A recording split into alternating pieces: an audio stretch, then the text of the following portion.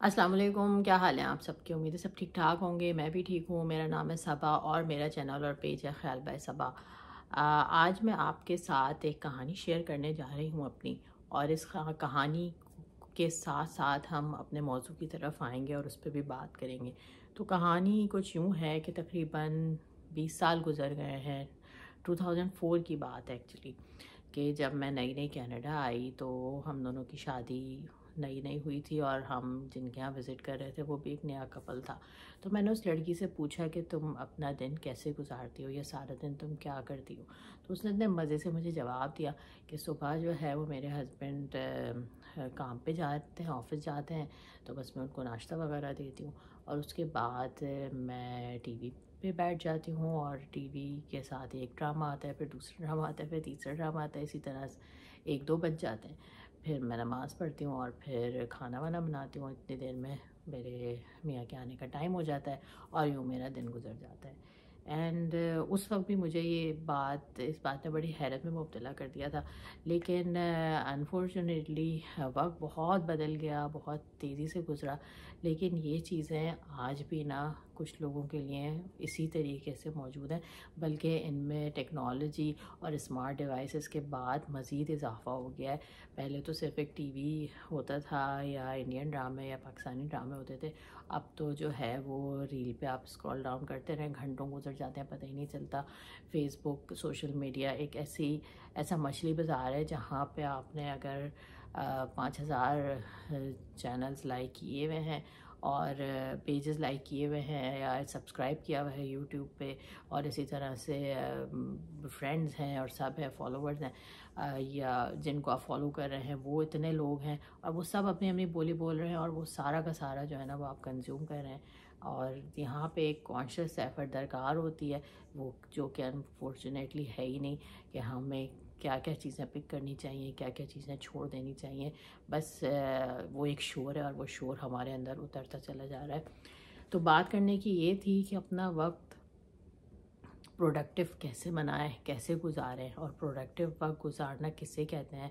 बात ये होती है कि अभी भी बहुत सारे लोग इसी तरीके से अपना वक्त गुजारते हैं कि सुबह उठते हैं और फिर वही एक ड्रामा दूसरा ड्रामा, घर में बच्चे भी मौजूद हैं तो वो भी उसी में लगे हुए हैं। पहले तो चलो सब एक साथ मिल के देख रहे होते थे कुछ, वो भी एज अप्रोप्रिएट है नहीं है, इन बातों की भी हम परवाह नहीं करते, बहुत सारे लोग परवाह नहीं करते। तो और अब जो है बच्चों को अपना लगा दिया स्क्रीन, हमने अपनी लगा दी है और फिर टाइम ऐसे ही गुजर गया, पता ही नहीं चला। आप घर में भी हैं, आपके पास वक्त भी है, लेकिन वो वक्त किस तरह से ज़ाया हो रहा है उसका अंदाज़ा नहीं है। अब दूसरी बात ये आती है कि इंटरटेनमेंट ज़रूरी है। हाँ जी, इंटरटेनमेंट बिल्कुल ज़रूरी है, लेकिन उसका भी कोई दौरानिया मुकर्रर होना चाहिए कि आपको कितनी देर की इंटरटेनमेंट दरकार है।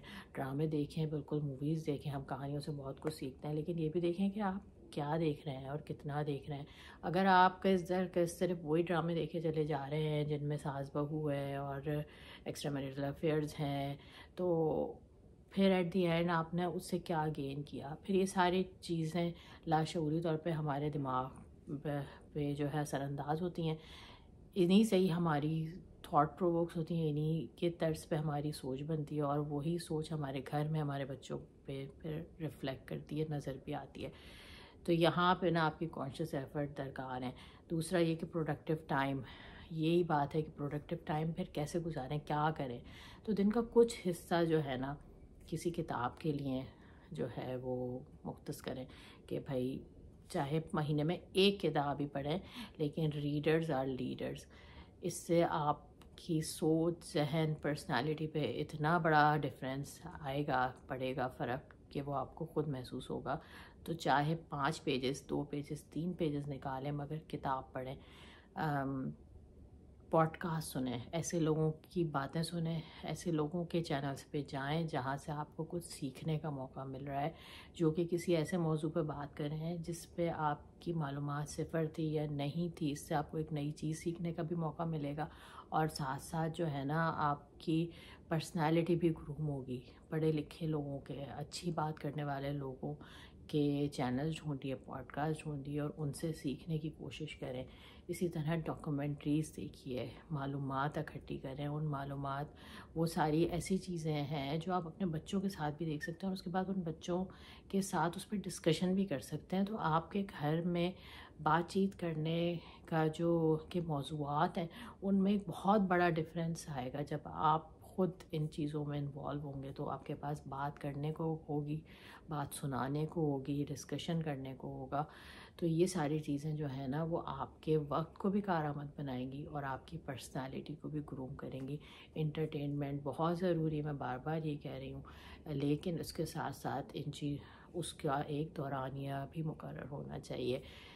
मिलने जाएं, लोगों दोस्त बनाएं, बाहर निकलें और वो ऐसे लोगों के साथ वक्त गुजारें जिनसे आपको कुछ ना कुछ अच्छा सीखने का मौका मिले, कुछ नया सीखने का मौका मिले। ऐसी गैदरिंग्स में जाइए। तो ये सब चीज़ें जो है ना, वो आपकी पर्सनालिटी में रिफ्लेक्ट करेंगी। फिर इवेंचुअली आपके बच्चों पे, क्योंकि बच्चे वही कुछ करते हैं जो माँ बाप कर रहे होते हैं, जो कुछ वो देख रहे होते हैं। और फिर आहिस्ता आहिस्ता इन सब चीज़ों के असरात आपके घर पे भी नज़र आएंगे। तो that is how you can spend some productive time while staying at home. तो इस बारे में आपकी क्या राय है, मुझे ज़रूर बताइएगा और फिर इंशाल्लाह मिलेंगे। अल्लाह हाफ़िज़।